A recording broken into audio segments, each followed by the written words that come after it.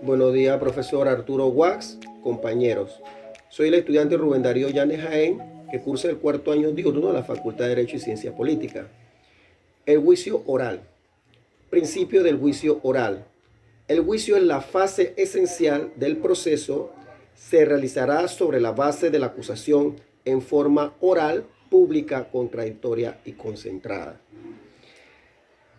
Constituido el tribunal, quien presida verificará la presencia de las partes, los testigos, los peritos, los intérpretes y declarará abierto el juicio, advirtiendo al acusado sobre la importancia y el significado de lo que va a suceder e indicándole que esté atento a lo que va a oír. Inmediatamente el presidente del tribunal ordenará al fiscal que presente su teoría del caso, luego al querellante y finalmente al defensor y a los intervinientes si lo hubiera. El juez, atendiendo a la complejidad del juicio, podrá limitar el tiempo de las intervenciones. El acusado podrá prestar declaración voluntaria en cualquier momento durante la audiencia. En tal caso, el juez, presidente de la sala, le permitirá que lo haga libremente.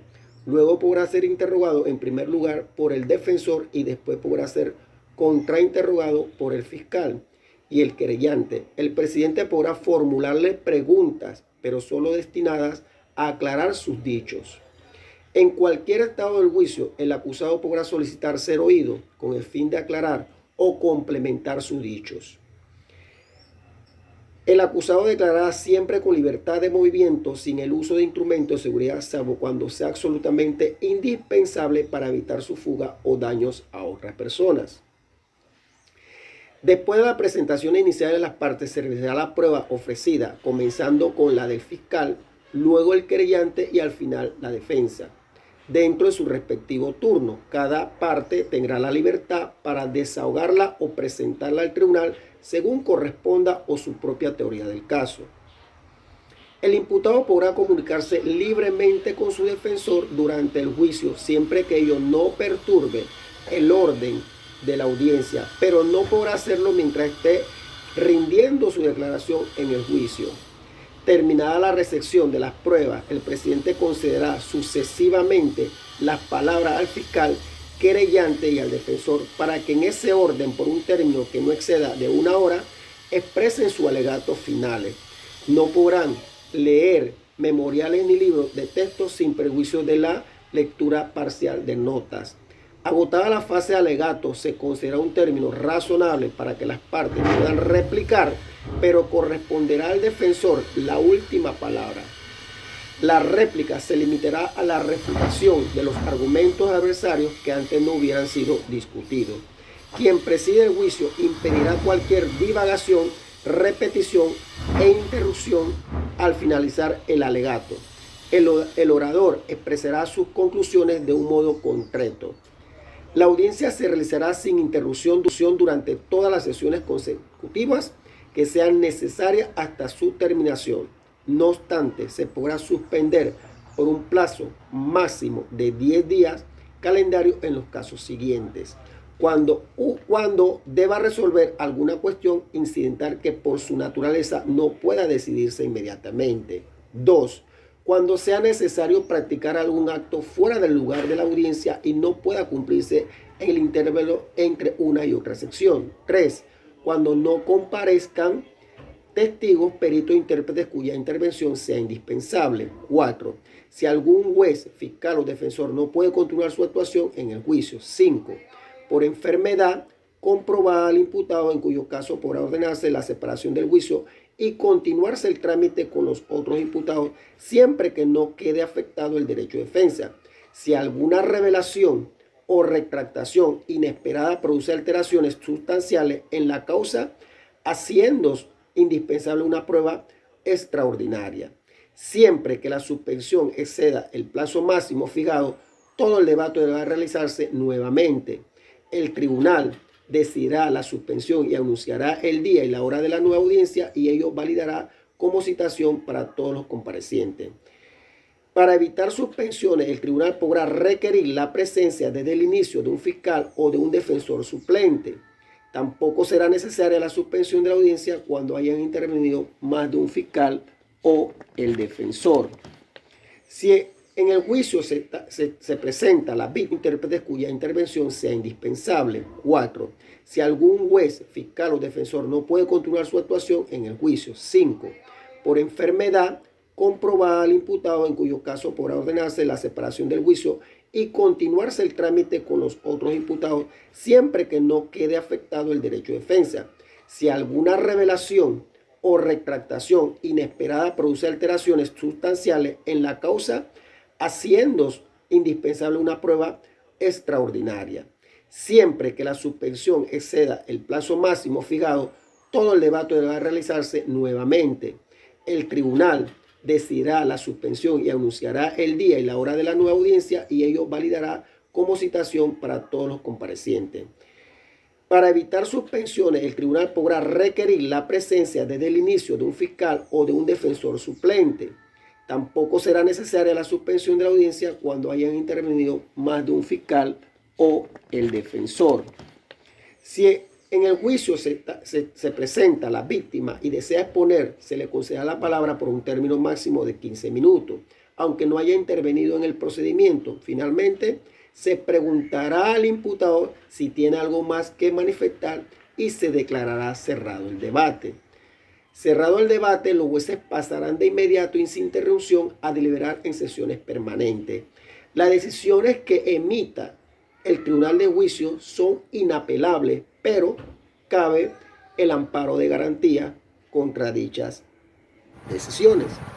Muchas gracias. Buenas, mi nombre es Taire Torchía y en estos momentos quiero exponerles acerca de los sujetos que participan dentro de un juicio oral.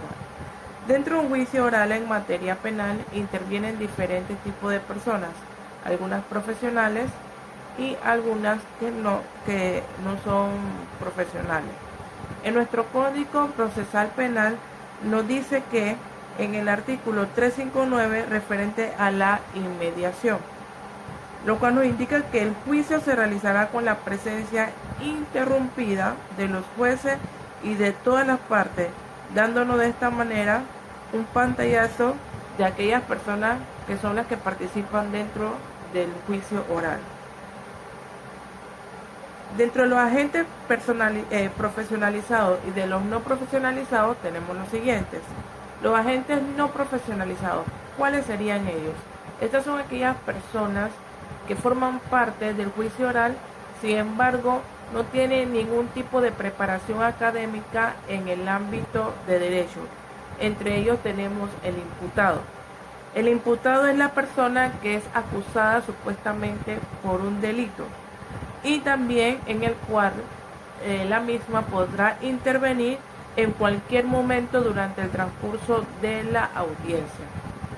También tenemos la víctima o el querellante, que es aquella persona que ha sido víctima de un delito, y dentro del plano de las leyes la víctima es definida como el sujeto pasivo del delito y de la persecución indebida. Los testigos son las personas que presentan un testimonio por haber presenciado determinado delito. En el caso de los testigos de concepto, la persona es citada con el fin de que pueda dar fe de las condiciones morales y sociales del imputado. También tenemos el público. El público son aquellas personas que están interesadas en presenciar el debate. Como todos sabemos, con la situación del COVID-19, dentro de los juicios orales estaban prohibidas. Sin embargo, esta nueva modalidad del sistema penal acusatorio permite que todas las audiencias puedan ser presenciadas por cualquier tipo de persona. Agentes profesionalizados. Las personas profesionalizadas que participan dentro de una audiencia son aquellas que tienen la preparación académica para poder formar parte dentro de un juicio oral en materia de derecho. Entre ellos tenemos al Ministerio Público. El Ministerio Público viene representado por la figura de un fiscal. Este es el representante del Estado en la acusación de un individuo encargado de llevar a cabo la acción penal. Cada vez que hay un crimen, delito o pleito entre individuos, el fiscal se hace presente en su condición de representante de un poder lesionado por el solo hecho de haber habido algún tipo de delito o crimen. También tenemos a el defensor de oficio. El defensor de oficio es un abogado que el gobierno le suministra a aquella persona que no tienen el poder económico para poder pagar un abogado para que lo represente dentro de la comisión de un delito, y también puede ser como víctima. El abogado querellante. El abogado querellante es el encargado de llevar a cabo la acusación de aquella persona que ha sido víctima de algún tipo de delito. También tenemos el tribunal.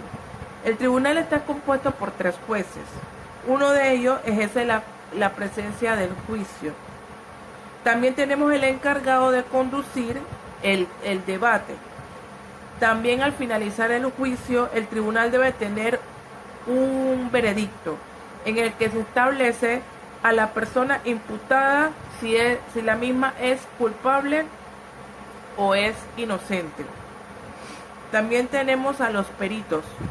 Los peritos son profesionales de diferentes disciplinas, son psicólogos, médicos, asistentes sociales, también tenemos caligráficos, también los que trabajan como trabajadores sociales. Estas personas son convocadas a fin de que presten su testimonio para explicar hechos puntualizados en el que cada uno sería su fuerte o lo que es profesional de dicha acción. También tenemos a los peritos. ¿Qué son los peritos? Los peritos son aquellos profesionales que en determinado caso deben formar parte de la audiencia. Por ejemplo, tenemos médicos, psicólogos, trabajadores sociales, y que muchas veces son llamados para que puedan explicar de manera amplia y mejor detallada aquellos casos que se necesiten una persona idónea para poder explicar de manera detallada la situación. Es importante señalar que para que un juicio oral pueda realizarse es importante la presencia de los jueces, también del defensor oficial, del fiscal, del secretario y del imputado. Los demás actores pueden estar o no presentes según la característica que se esté dando dentro de cada juicio. Muchas gracias. También queremos agradecer a nombre de mi compañero Rubén Darío Llanes y mi persona Tairet Orchía este tiempo académico que pudimos sacar el mayor provecho posible de su materia y cada una de las cuales usted nos dio a lo largo de nuestro periodo académico. Muchas gracias y que tenga felices fiestas. Muchas bendiciones.